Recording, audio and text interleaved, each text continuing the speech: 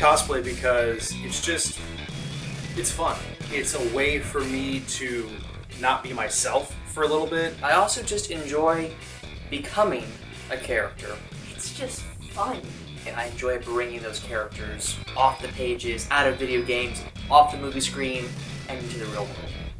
For MegaCon this year, I'm going to be cosplaying Green Arrow, specifically the Brightest Day Green Arrow. I think the only way to start Green Arrow is to start with what makes him Green Arrow.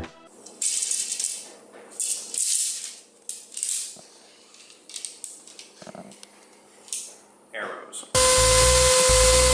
Honestly, there's a little bit of excitement when using a big power tool. I mean, you can't help but feel, super. But at the same time, you can't help but, if I sneeze or slip or something like that, I might have to cosplay a new finger.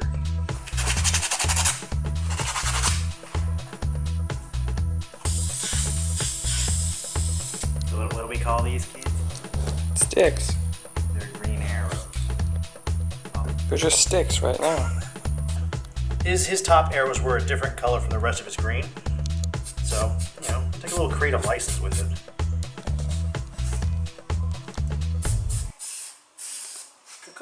I'm going to be cosplaying the Birds of Prey comic version of Black Canary. I specifically chose the comic book version because it was more modest. First thing I'm planning on doing is her earrings. I know it's a very small part of it, but it's the first pieces I got to put together while I'm waiting on some of the pieces for the suits to come in. It's a lot of sewing, a lot of poking little fingers and everything like that. It hurts. But the biggest thing I'm having a problem with right now is the stretchy material. I've never really worked with so much stretchy material before, so having it in its place and staying there is a little hard. Someone that I've always wanted to cosplay was Spider-Man. The one that I would love to do is Ultimate Spider-Man. To get that done right can be expensive and time-consuming and really difficult. I'm not sure if I'm at that level just yet. I'm deciding to do Spider-Man Noir because I feel like he's in the Spider-Verse. He's really cool. I love the video game. I love Spider-Man Noir's look, and I'm thinking I can do this. The first challenge that I'm hitting with this cosplay is I have to cut off the arms to this sucker and turn it into the vest. So it's a hot day out. I'm in the garage, and I don't want to be dressed up in winter clothing, but I'm doing it for cosplay. Do it for the cosplay, right? So essentially, we're taking this trench coat and turning it into that collared vest by going inside the seams and knocking out the arms. I start to learn the anatomy of the inside of a trench coat and where the seams are and what to cut and what not to cut.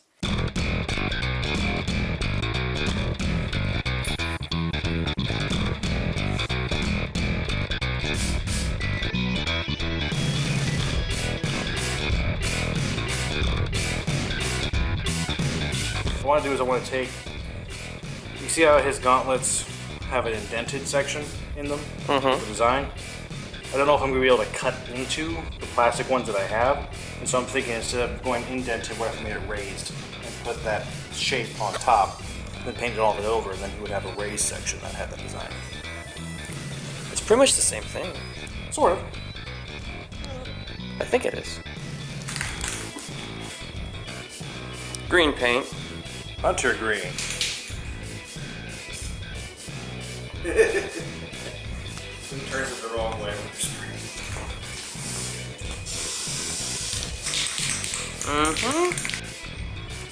So there's your bow. Yeah, so I still got at least 2 more coats in order to get this stuff off. But The words. this here is quite interesting. There's got to be a more efficient way to paint, because when I lay it down and pull it off, it just comes right off. Yeah. It's a big sticky crap that I got to sand down now and then repaint that.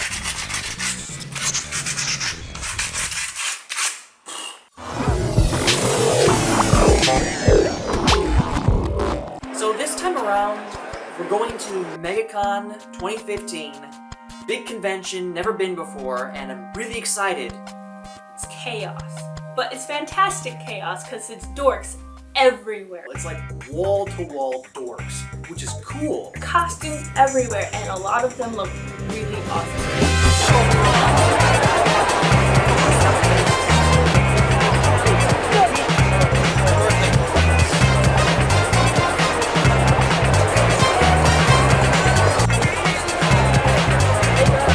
I immediately put my game face on. It's time to go.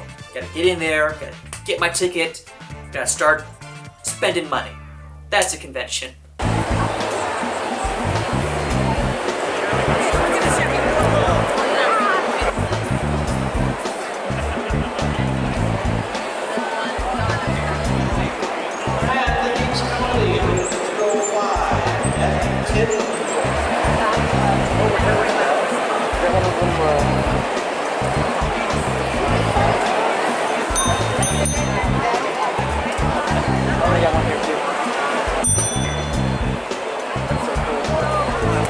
I knew from the bat that I just couldn't afford to meet Daryl from The Walking Dead. $110 for a picture and a signature and all that. I mean, if there was a line I was going to stand in, it would have been Daryl Dixon.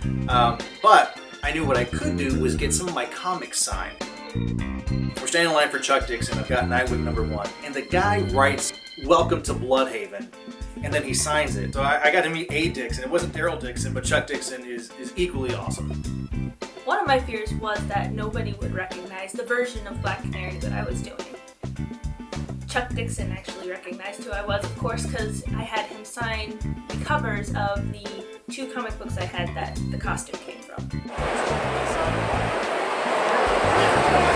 you go. Thank you guys. Great. We noticed somebody that immediately stands out to us because we saw this guy at Holiday Matsuri.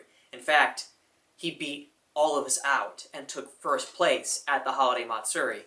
This guy, in a wheelchair, post-apocalyptic, I don't even know what he called his costume, but he was back, and his Gatling gun was back.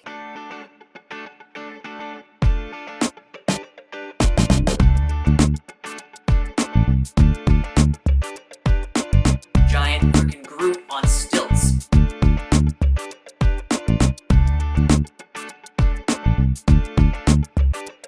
Need a picture with Noir Spider-Man. So there are tons of people that are stopping me to take pictures. A lot of people that recognize my particular brand of Spider-Man. I'm looking to take pictures with other Spider-Men, other people in the Spider-Verse. There are 2 pictures that I'm looking for, that I desperately want to get. One is a really good Ultimate Spider-Man, but the second one is Spider-Gwen. I love the concept, I love the story so much. I think everybody loved Gwen so much and hated to see her die. So to see a universe in which she is the protagonist is incredible. And her costume is so cool. Now, I do encounter Spider-Menace, who has a booth set up. And this guy, he does incredible Spider-Man cosplays, and he specializes in Ultimate Spider-Man. And so I round the corner, and all of a sudden I hear shouting from across the aisle, "Hey! Are you Noir Spider-Man? Look, dude, look, it's Noir Spider-Man! You, come here, look, you!" And I'm like, "Oh!" And I point him, and then we meet, I say we, but I close the distance. Yeah, Dude, the black symbol lights up too! that's legit, bro. Good effort. Really wish I had peripheral vision right now.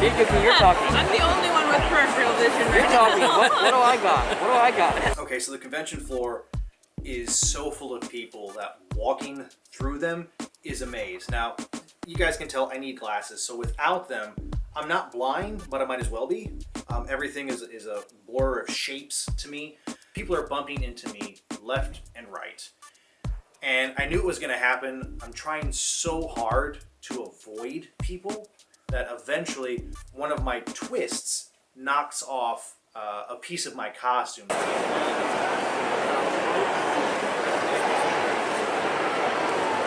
Alright, so apparently I'm the first one to fall apart at the convention. It's so crowded here. I knew that one of us was going to bump into something. So I bumped into this guy who just popped right off. No big deal.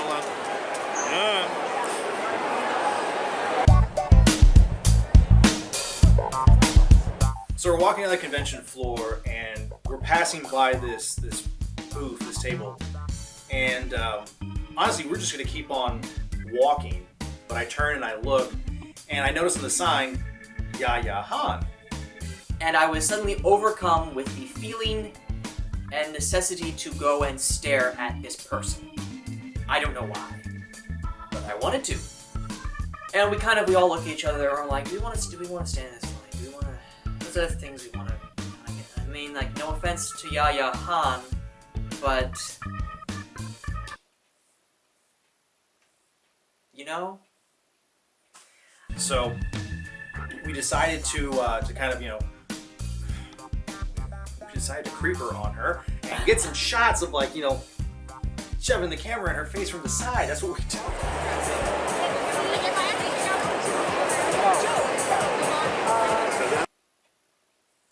On the odd off chance that maybe this video ever reaches Yaya Han, I'm sorry, but to be fair, you didn't see us either, so.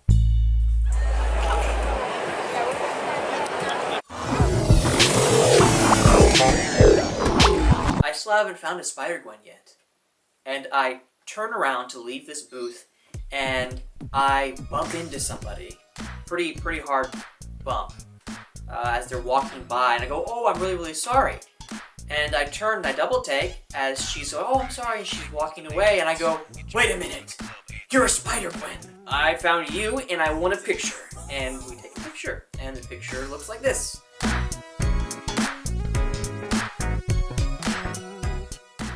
On the way out, we were packed. It was moving inch at a time. They kind of released the hounds out to the general public, which just increased the numbers and packed everybody against the walls, and we're all now trying to fit down this tiny escalator to get out. I feel like a sardine in a really big sardine box. But I look back on it, and it was fun. It was fun. I think when I come back and look at this episode, I'm gonna go, wow, that was fun. Look at us there. That was so much fun. And it's like childbirth. I'm gonna completely forget how painful it was in the moment, and I'm gonna want to do it again because I do. I'm already preparing for my next cosplay.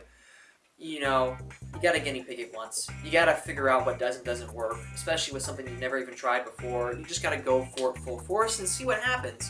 And now I think we all have a better battle plan. We're gonna go retreat to our fortress of solitude. We're gonna work things out, and we'll be back in action to reassemble the team.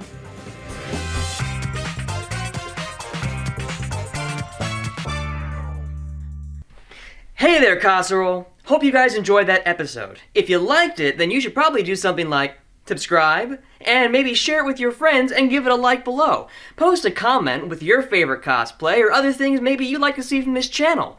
You can also follow us on our own personal Twitters and our Instagram and Pinterest and pretty much any other kind of social media down below. And if you'd like to check out next week's episode, click on that here. But we also don't just do these episode things, guys. We also market other cosplayers, comic book stores, conventions, events, pretty much anything relating to comics and other cool dorky things. So if you'd like to see some of the other stuff that we do, then you can check that out down here and get in contact with us through our email or any one of our social media sites if you'd like us to advertise for you personally or maybe your event. I'll see you guys next time. Cosserole, Casa whoa, Casa I don't know. Bye.